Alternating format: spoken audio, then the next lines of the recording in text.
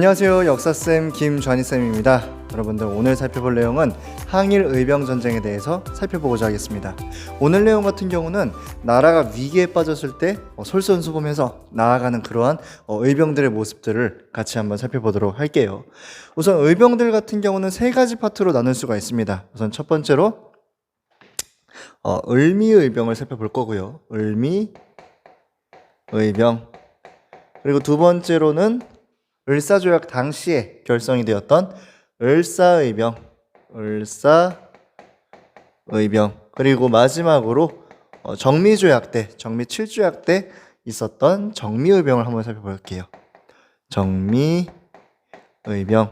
각각 여러분들 연도도 기억을 해 두셔야 되고요. 의병들마다의 특징들이 나타나 있습니다. 그랬을 때 그 특징도 구분을 하셔야 되는데 제가 아주 간단하게 알려드릴게요. 자, 우선은 원인부터 한번 살펴보죠. 원인부터. 왜 의병들이 일어나게 되었는가? 을미의병 같은 경우는 을미년에 있었던 그런 내용들을 기억하면 되잖아. 그랬을 때, 자, 연도부터 각각 써보죠. 1895년. 을사조약 언제죠? 그렇지. 1905년. 정미조약. 정미 7조약. 그치? 1907년. 선생님, 전 아무 대답도 안 하고 있는데요. 자, 그랬을 때 원인 같은 경우 살펴보면은 을미년에 일어났습니다. 그랬을 때 어떠한 사건들이 있어요?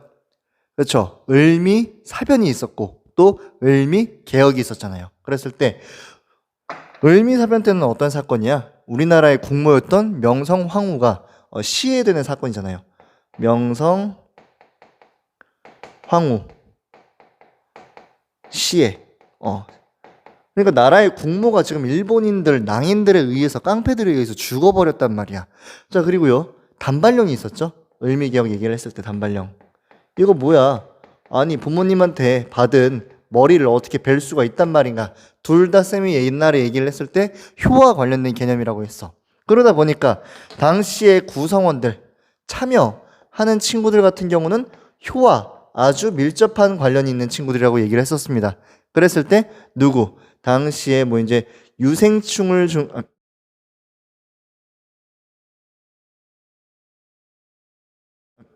말이 좀 이상한데? 유생층을 중심으로 의병이 전개가 되었다라는 걸 말씀을 드렸습니다. 유생충 하니까 되게 이상한데, 그랬을 때, 자, 어떤 친구들이 있냐면은 당시 봤을 때 그렇죠. 유인석이라든가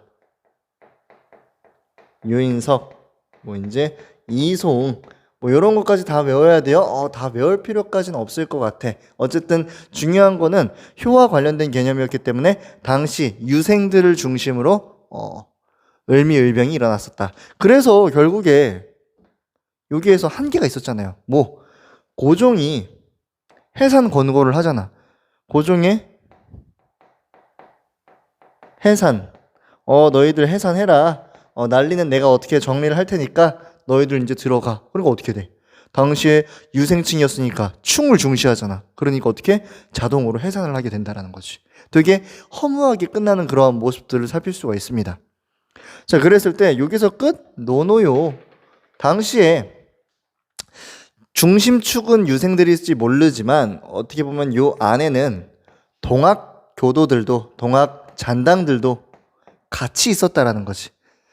얘네들은 사실 나라를 지키기 위해서, 그리고 또 뭔가 일본인에 대한 그런 미움 이런 게 있었단 말이야. 그러다 보니까 얘네들은 해산하지만 얘네들은 남게 된다라는 거죠. 그러면서 어떻게 요 과정에서 넘어가는 과정에서 활빈당을 결성을 한다는 거지. 활빈당은 여러분들 옛날에 홍길동이, 연산군 당시에 홍길동이 만들었다고 하는 도당입니다. 그런데 여기서 이제 정의로운 그런 업무를 위해서 이제 활동을 한다라고 보시면 될 것 같고, 일반 이제 좀 잘 사는, 근데 부정적으로 잘 사는 사람들의 그러한 재산들을 빼앗아서 가난한 사람들한테 나눠줬다라는 거지. 자, 다음으로 을사의병을 좀 살펴보도록 하겠습니다. 을사의병 같은 경우는 원인이 어떻게 되는가? 당연히 을사조약이 되겠죠. 을사조약. 나라의 외교권을 강탈당했어. 그러니까 당연히 여기에 대해서 이제 장난 아니게 들불처럼 이제 퍼져나가게 되는 거죠. 그래서 당시 같은 경우는 뭐냐, 조금 용어를 좀 바꿔보겠습니다. 유생층이라고 했는데, 자, 양반이든, 그래, 유생으로 하자. 뭘 바꿔. 자, 유생층과, 그리고 누구, 일반 백성들, 평민들도 함께 참여를 하는 그러한 모습들을 보입니다. 물론 전국적으로 일어났죠. 근데 뭐냐면은 을사조약, 나라가 이제 팔려나간다는 그런 위기 때문에 전국적으로 유생이든 평민이든 함께 참여를 한다는 겁니다. 그랬을 때, 자, 충청도 같은 경우는 뭐 민종석, 그리고 이제 뭐 전라도 쪽에서 이제 뭐 순창이라든가 이쪽 같은 경우는 최익현, 이러한 사람이 있었고, 잘못 썼어요. 자, 그리고 강원도 같은 태백 인근에서 이제 평민 의병장 출신이었던 누구, 신돌석, 이러한 사람들이 활동을 했다라는 거지. 특히 이렇게 신돌석 기억을 여러분들 해주셔라. 평민 의병장이 최초로 등장하는, 그만큼 나라를 걱정하는 그러한 모습들이 최초로 등장하게 됐다라는 거죠. 그런 모습들. 그래서 활동 내역으로 이렇게 적어 놓도록 하겠습니다. 활동. 자, 그랬을 때 민종석이라든가 최익현 쌤이 조금 졸려요. 최익현, 그리고 신돌석, 특히 누굴 기억하셔라? 신돌석, 이 사람을. 그만큼 이제 전국적으로 이렇게 엄청나게 활동을 하는 그런 모습들을 보입니다. 물론 일본군의 화력이 너무나도 막강했기 때문에 을사병 또한 중간에 이제 진행이 되다가 약간 이제 잔류해서 약간 싸우는 그런 모습들을 보여요. 그러다가 이 의병 자체가 사실은 좀 어떻게 보면 정규군이 아니다 보니까 일본의 정규군에 밀릴 수밖에 없어. 근데 언제부터? 정미의병 같은 경우는 우리 정미의병이라고 얘기를 하기도 하고요. 정미의병 전쟁이라고 얘기를 하기도 할 만큼 규모면이라든가 전략적으로 업그레이드 되는 모습들을 살필 수가 있습니다. 근데 왜? 정미의병의 원인에서 이제 찾을 수가 있어요. 자, 정미의병 같은 경우는 당시 고종이 강제 퇴위가 되잖아요. 이거 우리 기존에 이제 정치사 파트에 있는 내용을 잘 알아야 의병이 이해가 됩니다. 당연하겠죠?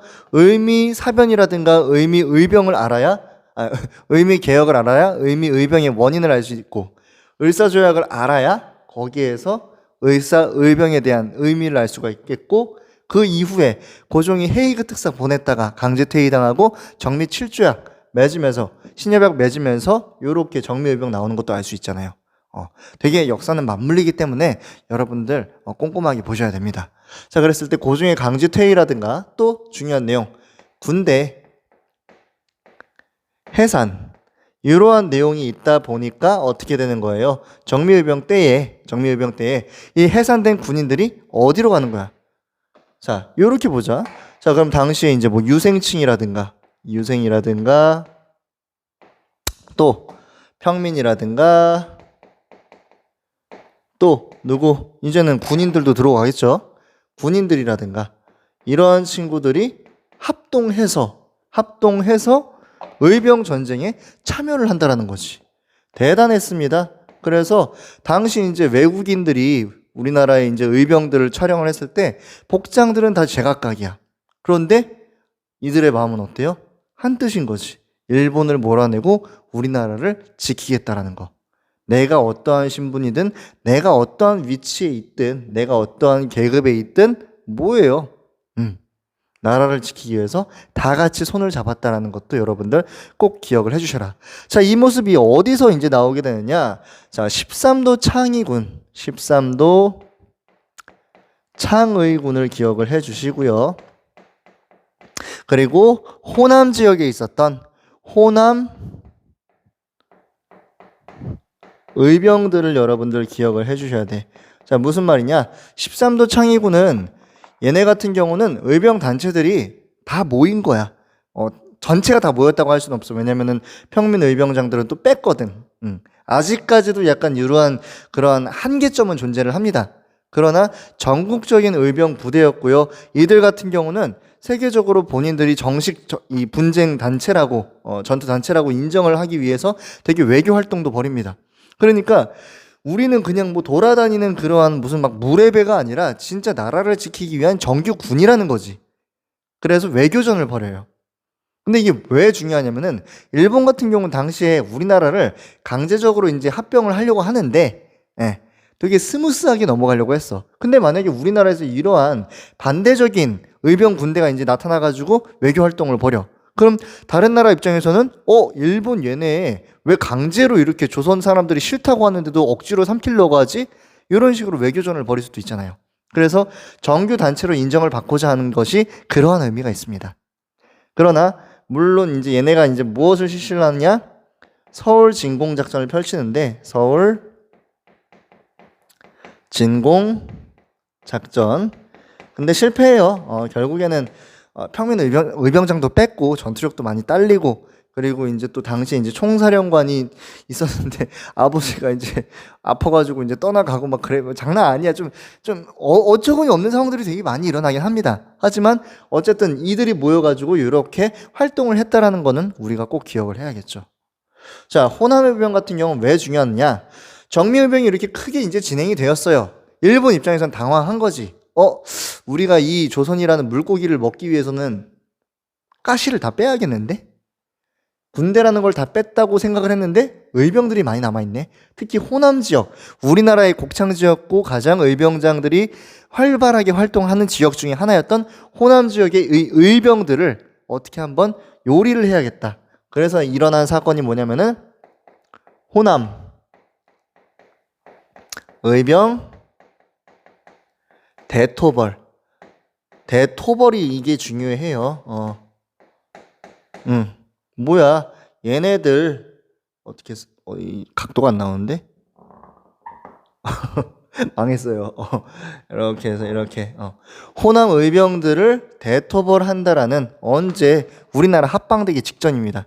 1909년 요렇게. 왜 얘네를 점거하지 않고는 조선이란 국가를 완전하게 장악하기 어렵다라고 생각하는 거죠. 그래서 어떻게 호남 지역에서 의병들이 활동할 만한 그러한 마을들은 아주 그냥 쑥대밭을 만들어 버립니다. 그리고 의병장들도 엄청나게 잡아들이고 의병들도 엄청나게 죽여버려요. 사실 이게 웃긴 거지. 다른 나라 군대가 우리나라에 와가지고 왜 우리나라 사람들을 죽이냐고. 어쨌든 이러한 식으로 의병들을 장악을 하는, 의병들을 진압하는 그런 모습까지. 하지만 여러분들, 의병 전쟁이 실패했나요? 아니라는 거야. 결국에 이 사람들은 어디로 가? 이 사람들은 만주로 가는 거야. 그래서 어떻게? 독립군이 됩니다. 독립군. 그래서 독립운동에 기반을 마련하는 거지. 기반을. 그리고 우리의 의지를 보여줬잖아. 우리의 독립을 원한다는 의지를 전국적으로, 세계적으로 보여줬다라는 거에서 의병 전쟁은 결코 헛된 전쟁이 아니었다라는 거. 이렇게 정리를 할게요. 자, 두 번째로 살펴볼 내용은 뭐냐? 자, 요건 이제 파트를 의병 전쟁으로 나누고요. 의병 전쟁 넘버 원. 자, 두 번째로는 저항으로 한번 살펴보도록 하겠습니다. 저항이라고 하면 좀 그렇고 어떻게 말씀을 드려야 될까요? 항일 의거 정도로 좀 볼게요. 항일 의거. 근데 주로 언제냐면은 요게 전체가 1번이고 요게 2번입니다. 시기를 맞추기 위해서 이렇게 쓴 거예요. 왜 이제 항일 의거라고 하는데 이게 시작이 된 건 거의 이제 을사조약 때야. 왜냐면 을사조약 때 정말 나라가 넘어갈 거라는 위기가 모든 계층에서 일어났었거든. 그랬을 때 여러분들이 먼저 이제 기억하셔야 될 사람, 일단은 한 분. 자, 자결. 자결이 뭐야? 자기 스스로를 죽인다는 거지. 근데 왜? 내 죽음으로써 다른 사람에게 내 의지를 비치는 거야. 누구? 당시에 민영환이라고 하는 지도층이 있었습니다. 우리나라의 실세 중에 한 명이야. 근데 이 친구가 을사조약이 맺어진 다음에 어떻게 하는 거야? 스스로 목숨을 끊어. 왜? 내가 나라의 책임자 중에 한 명으로서 이러한 상황을 막지 못했다라는 거. 일단 다른 사람들도 되게 많이 자결을 합니다. 많으신 분들이 자결을 하는데 여러분들이 암기를 하셔야 될 그런 부분으로 민영환을 여러분들 먼저 말씀을 드리도록 할게요. 한 분 더 말씀드리면 이제 조병세 이렇게까지. 자, 나는 죽는 거 싫다. 나는 이대로는 억울해서 못 죽는다. 그래서 어떻게 의열 활동을 의분에 뛰어서 의열 활동을 벌이시는 분들이 있습니다. 죽인다라는 거지. 처음에 누가 나오느냐? 나철과 오기호. 이들이 뭘 만드느냐? 자신회라는 걸 만들어요. 자신회. 근데 다른 이름으로 우리는 오적 암살단으로 더 잘 알려 있어. 무슨 말이냐? 을사조약을 맺게 되는 5명의 이제 나쁜 사람들이 있어요. 뭐 이완용이라든가 이제 송병구라든가 뭐 있습니다. 죄송해요. 그런 사람들이 있는데 을사조약을 맺을 때 그러한 사람들을 암살하겠다고 하는 대종교를 중심으로 한 나철과 오기호가 암살단을 만드는 거예요. 그리고 실제로 실행에 옮겼던 사람 장인환이라든가 전명훈이라든가 이 사람들 같은 경우는 누구를 암살하느냐? 스티븐스를. 뭐냐면은 이 사람이 이제 미국인이에요. 미국인인데 친일 미국인이야. 그래서 을사조약 당시에 이렇게 조약이 맺어진 다음에 뭐라고 얘기를 하느냐? 세계적으로 야 조선 사람들 되게 좋아해 이거. 너희가 잘못하고 있는데 조선 사람들은 일본에 지금 외교권 넘겨주고 합방 직전까지 가니까 너무 좋아한다 이렇게 얘기를 하는 거야. 조선 사람들 입장에서 개빡치는 거지. 그래서 어떻게? 둘이 암살을 하러 갑니다. 여기에 대한 예화는 조금 운명적인데 두 사람은 서로 모르는 사이에서 서로 같은 날 암살을 하려고 했어. 그래서 이제 전명훈이 스티븐스를 죽이려고 했는데 총알이 안 나오네. 스티븐스가 좀 떡대가 있었나 봐. 그래서 전명훈을 제압하는 과정에서 장인환이 멀리서 총을 쏜 거야. 그래서 둘 다 부상을 입긴 했는데 스티븐스는 죽게 되고요. 나중에 이제 둘은 되게 이제 친하게 지내는 그런 모습들도 살필 수가 있습니다. 그리고 나중에는 이 미국 사회에서 이들의 얘기가 이제 들리면서 미국 안에 있었던 한인들이 우리나라 사람들이 이 사람들에 의해서 고무가 돼가지고 단체를 만들고 그러기도 해요. 기억을 하셔야 됩니다. 그리고 이제 중요한 게 나오지. 이제 딱 언제? 안중근 의사 뭡니까? 이토 히로부미를 어디서 하얼빈에서 암살한다. 몇 년도에? 1909년. 1909년. 우리 민족의 원수라고 생각하는 이토 히로부미를 암살을 하죠. 그랬을 때 본인은 민간의 신분으로 한 게 아니라 광복군의 조선 독립군의 그러한 신분으로 이제 이토 히로부미를 암살한 거니까 나는 군인처럼 포로 대접해라 뭐 이렇게 얘기를 하는 그러한 지조도 보인다라는 거. 이렇게. 자, 마지막으로 이재명 선생님 한번 보고 마무리하도록 할게요. 자, 이분 같은 경우는 어떠한 모습이냐? 이완용을 죽이려고 해요. 이완용을 죽이려고 암살 시도를 하는데 실패합니다. 연도는 똑같고요. 실패하는데 어쨌든 이 당시 우리나라의 친일파들에게 굉장한 공포를 줘요.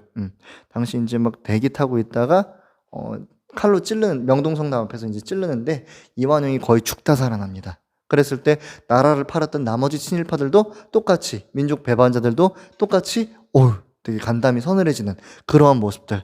그랬을 때 나라가 그냥 빼앗겼다라는 게 아니라 이런 식으로 의병 전쟁이라든가 또 각자 개인의 노력으로 자결을 하던가 혹은 의거 활동을 벌이는 모습들도 여러분들이 꼭 기억을 하셔야겠습니다. 자, 오늘 수업은 여기까지 하고요. 다음 수업 때 뵙도록 하겠습니다. 안녕.